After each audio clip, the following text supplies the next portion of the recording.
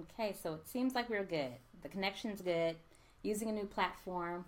So it's been a moment since I've come to you. Once again, my name is Dewana Golden. I am the Executive Director of Special Shades of Color. And it's been a while since I've come to you because I've been ill. And during the time that I've been ill, it's giving me some time to reflect and think about some things. Let me warn you, CJ's in the back and he's up, high energy, so he might bust through the room. So bear with me on that. But the thing is, I was sick and I will be sharing a little bit more about my journey with my illness.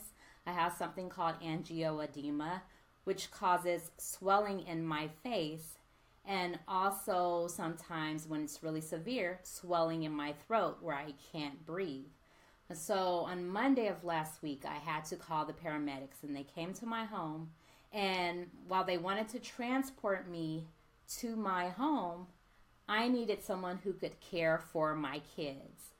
And since I moved to Nevada, it's been about 7 months of me being here. I don't have a large village or support system here of family and friends. And so the paramedic said, we can't transport you unless you have someone you can call who can watch the kids, because we can only transport one child with you, and the hospital can only accommodate one child. And so as they left, and I knew they wanted to transport me, but the paramedic looked at me again and said, you have to find some emergency contacts. And that right there caused me to reflect and think about sometimes how closed off we can be as special needs parents. And rightfully so. There are so many reasons why we might become isolated, right? Or like to function alone. And some of the reasons could be that you don't really trust others to care for your child, or you don't know anyone who has the expertise or knowledge to care for your child. It may be that you're so used to functioning in an isolated capacity because maybe your child has social anxiety. For me, CJ has social anxiety, so it makes my household very difficult to go out to social settings and outings. So with all of that in mind, we have become really isolated. We don't interact a lot within our community. So we miss out on the opportunity to make friends or to meet people at our church or anything like that, because we don't even at this point go to church because we haven't found a special needs ministry here yet. So there are so many reasons. You might just be really tired, overwhelmed, stressed, depressed, and just don't want to be bothered by anyone else. But in that, I also know how we feel sometimes as special needs parents, and I hear it all the time, that I have no help, no one cares, nobody understands. And we have to reflect on that sometimes and just remember what life was like prior to us becoming special needs parents. We had no clue what this journey entailed. We only uncovered what this life was like once we were in the trenches and became special needs parents. So when it comes to your family and friends, they have no clue what life is like. Only if you share what your life is like and share it candidly will they know or have some glimpse into what your challenges, what your needs are, and how they can help and fit in to the picture. I remember when I first started Special Shades of Color and I started recording these videos, I had family and friends immediately call me and say, I had no clue that that's what you went through with CJ. I never knew that he had aggressive behavior. I didn't know that you weren't getting any sleep. I didn't know your day in and day out, but by watching your videos, now I know. So there's an opportunity. There's an opportunity for you to share what you're going through, and it can be on an intimate level with just either talking to your family and friends face to face, writing a letter, writing an email, and letting them know, even when the times get tough, letting them know I'm having a tough day. This is what's going on in my household. And you'll find that people will open up and figure out ways in which they can help. Now, it's not always the case. You're going to have people who, no matter what you tell them and what you share, they're just not equipped to help, right? They don't have that compassionate heart to do it. But on the converse, you will find that there are so many people who want to help. They just don't know how until you share it with them. I know I have a cousin who does hair, and she offered now to do my little girl's hair. And she said, I'll do that for you. And that was a load off of me. She used her gift and her talent and gave that to me as a gift. I have another cousin who desires so much to help me and to come watch the kids so I can have a break. And it's really on me to utilize that help now. Because now people are reaching out because I share via social media, or I share via videos of what my life is like. I've learned to be more transparent, not be so embarrassed or so isolated that I don't tell people. I even have a parent of a child in my daughter's class, and they've offered to help. And so people will tend to reach out once they know what your circumstance is and when they know that you're open to receive the help. We face some real challenges as special needs parents, and I know I've been there. I had so many reasons, and I had rationale as to why this person couldn't help or that person couldn't help. But I had to say, stop, Dawana, stop. Look at the opportunity in it. So even though I might have a family member who is not trained or an expert in dealing with special needs kids, is there room for me to have them come over to the house a couple of times a month and maybe have an opportunity to show them? Maybe I can train them or teach them, right? So that when next month I need some help, they understand what to do.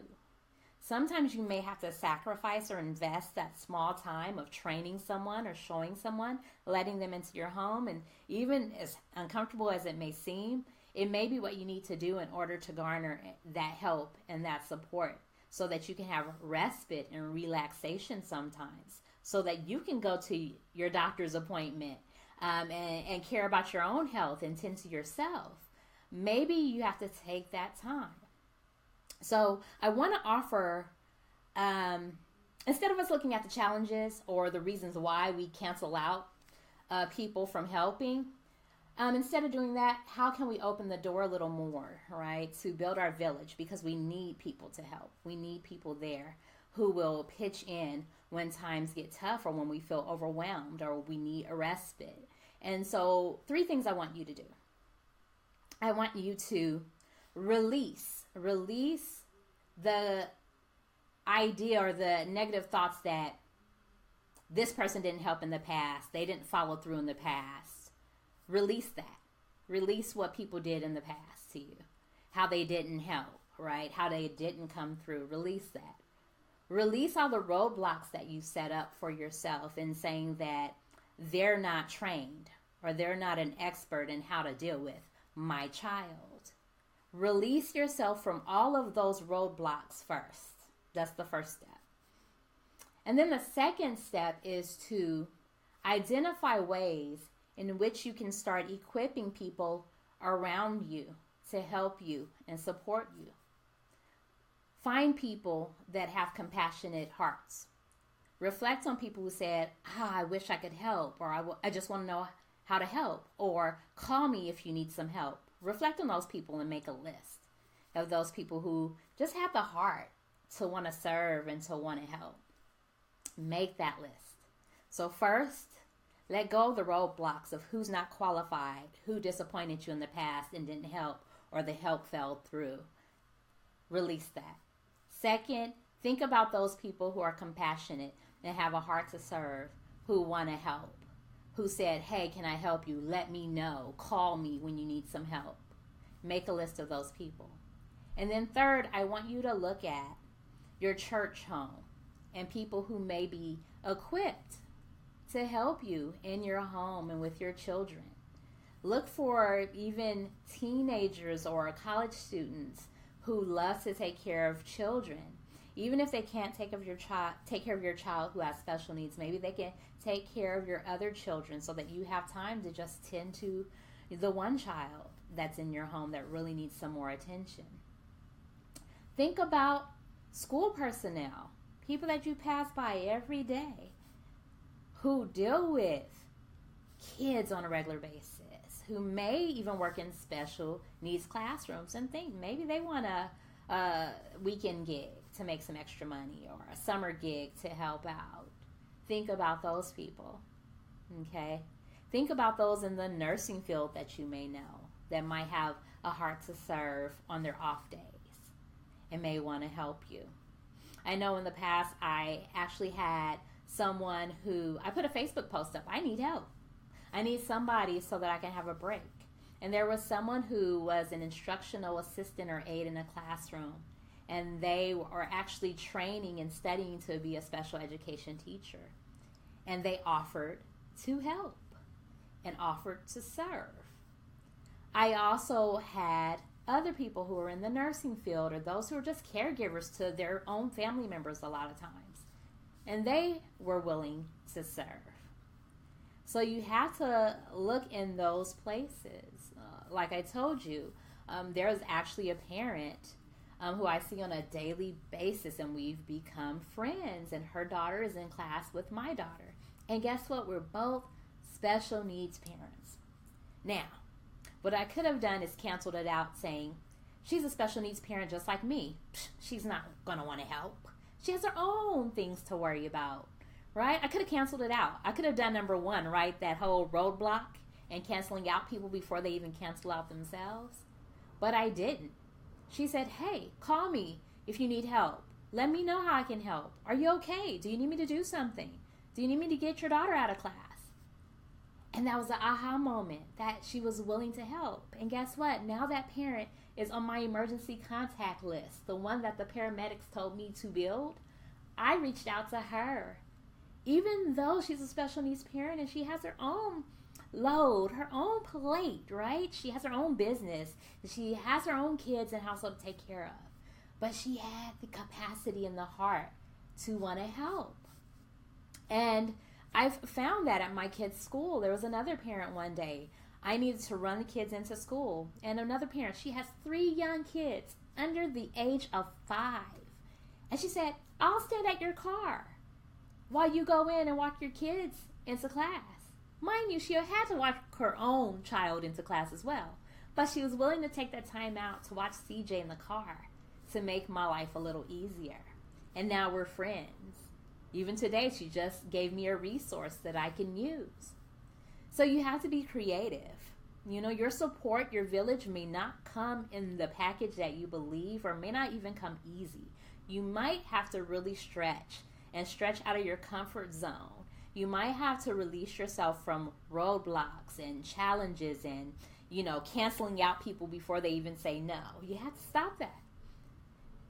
And you have to realize that before you became a special needs parent, before you did that, you had no clue what life is like. You had to learn. So other people around you, family and friends, have to learn as well. And the only way they can learn is if you share that information with them and become transparent. So, build your village. Build your village.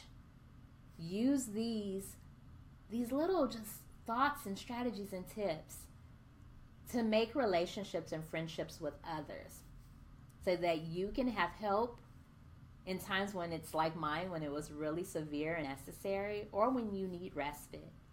Do those things to build your village. Once again, you can find people here at SSC. We have a Facebook group for parents, the special needs. It's actually called Special Shades of Color Parent Room. You look that up. It's a Facebook group. And you can start making connections there as well, and people in different states and different countries. You can get on our website and you can comment on videos and start building that dialogue with other parents. Reach out to people. Utilize our resources, www.specialshadesofcolor.org. Visit there. Visit our YouTube channel, Special Shades of Color. You can look it up. And we're there. You could build your village in so many different ways. But I wanted to encourage you to do that because I know that we need help. And oftentimes we feel alone, right? Or that we don't have support because it's not readily available. But we can help facilitate that process. We can help. And that investment that you're making, that time you're taking to build your village, it's going to come back to you tenfold, right? It'll be worth it. All right, so have a wonderful day. Stay positive. Know that there are people out there that care, that want to help, that want to serve. It's just about us finding them. That's all. We just have to find them.